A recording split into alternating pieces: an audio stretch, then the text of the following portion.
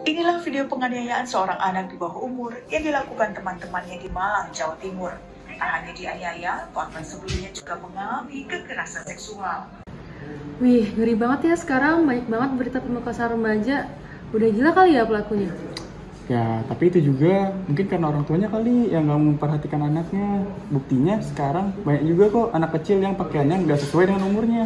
Itu mah otak orangnya aja nggak sih yang nggak bener? Mau pakai pakaian seksi atau enggak sih? Kalau memang otaknya bener mah nggak akan kejadian. Ya, lagian kalau nggak ada umpan, mah nggak bakal ada yang pancing kali. Assalamualaikum. Waalaikumsalam. Wih, pas banget nih ada dokter muda forensik kita datang. Apa tuh? Kenapa tuh? Lihat nih, ada berita kasus kekerasan seksual pada remaja. Menurut kamu siapa yang salah? Terus kok bisa terjadi ya? Pas banget nih, baru banget belajar kekerasan seksual. Jadi gini. Menurut Permendikbud nomor 30 tahun 2021, kekerasan seksual adalah setiap perbuatan merendahkan, menghina, melecehkan, dan atau menyerang tubuh dan atau fungsi reproduksi seseorang karena ketimpangan relasi kuasa dan atau gender yang berakibat atau dapat berakibat penderitaan psikis dan atau fisik, termasuk yang mengganggu kesehatan reproduksi seseorang dan hilangnya kesempatan melaksanakan pendidikan tinggi dengan aman dan optimal. Lalu, kenapa sih bisa terjadi kasus kekerasan seksual pada remaja?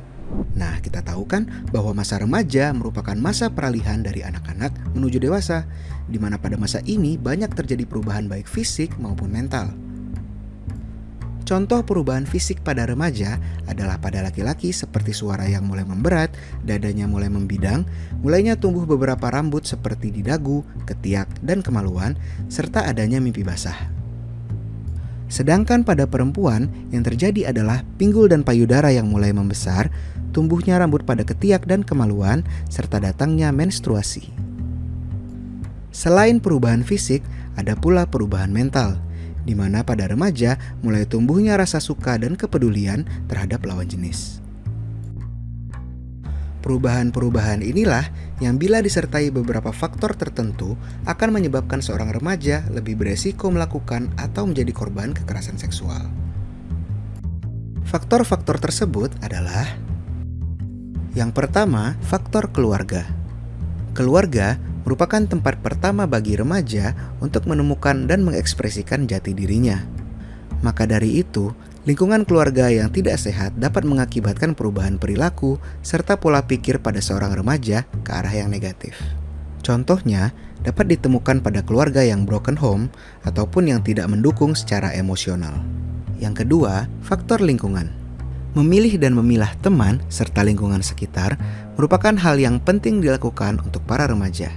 Lingkungan yang tidak baik dapat memberikan pengaruh buruk pada remaja yang dapat meningkatkan terjadinya kekerasan seksual, seperti minum minuman beralkohol, berjudi, serta penyalahgunaan narkoba. Dan yang ketiga, faktor individu, seperti kecanduan pornografi. Jadi, kecanduan pornografi dapat mengakibatkan kerusakan otak yang cukup serius. Kerusakan otak tersebut sama dengan kerusakan otak pada orang yang mengalami kecelakaan mobil dengan kecepatan yang sangat tinggi. Kerusakan otak yang diserang oleh pornografi adalah pada otak bagian depan. Bagi manusia, bagian otak ini merupakan salah satu bagian yang paling penting karena bagian otak ini hanya dimiliki oleh manusia, sehingga manusia memiliki etika bila dibandingkan dengan binatang.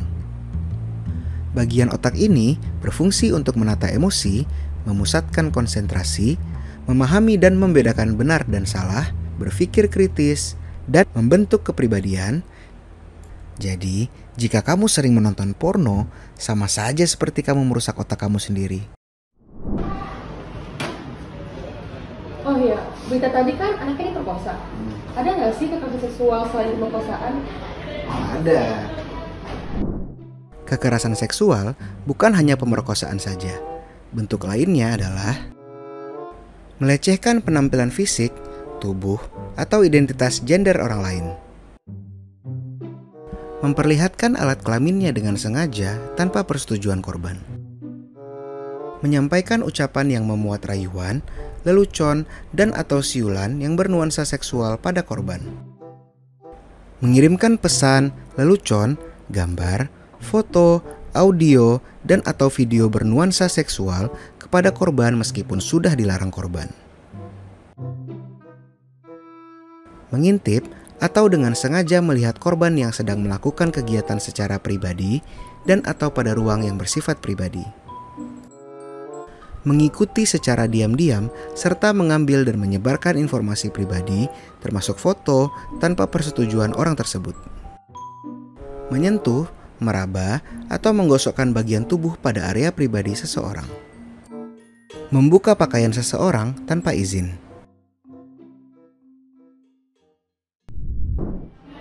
Baik juga ya bentuk kekerasan seksual. Nah, kalau misalkan ada korban kekerasan seksual, apa yang harus dilakukan? Oh, kalau itu, yang jelas, kalau kamu sudah merasa menjadi korban kekerasan seksual, jangan takut, karena kamu tidak salah. Segeralah cari pertolongan dan perlindungan dari orang yang kamu percaya, seperti orang tua ataupun teman terdekat. Selanjutnya, simpan bukti-bukti kekerasan seksual kalau ada. Lalu, laporlah ke pihak yang berwajib. Selain itu, kamu juga dapat melapor ke pelayanan kesehatan. Nah, di RSUP Dr. M. Jamil Padang, terdapat tempat pengaduan untuk kasus-kasus kekerasan pada anak dan wanita termasuk kekerasan seksual, yaitu PKT, Pusat Krisis Terpadu, yang bertujuan untuk memberikan penanganan medis, mediko-legal, psikososial, dan hukum pada korban. Jika kamu mengetahui adanya kekerasan seksual, maka jangan tinggal diam. Jika kamu ada di lokasi kejadian, tegur pelaku dan bila sempat dokumentasikan tindakan kekerasan seksual pada korban. Bantu dan beri support kepada korban dan jangan kucilkan. Laporkan kepada pihak yang berwajib bahwa telah terjadi kekerasan seksual pada korban. Nah, gimana? Udah pada paham belum tentang kekerasan seksual? Udah dong. Bagus. Tapi itu kan kalau sudah kejadian ya. Terus gimana caranya biar kita bisa terhindar dari kekerasan seksual? Oh iya. Caranya, bagaimana sih mencegah supaya tidak menjadi korban?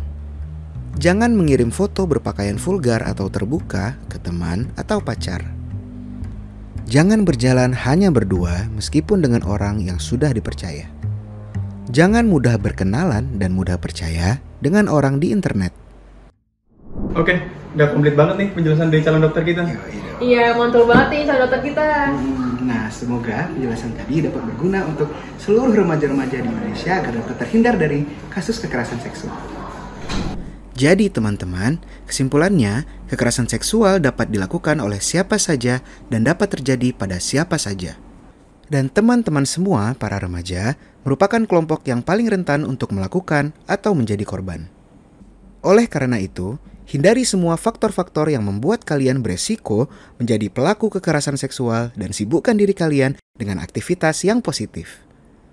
Nah, supaya teman-teman tidak menjadi korban, hindari semua faktor-faktor yang memancing orang-orang sekitar untuk melakukan kekerasan seksual. Semoga bermanfaat ya. Dadah!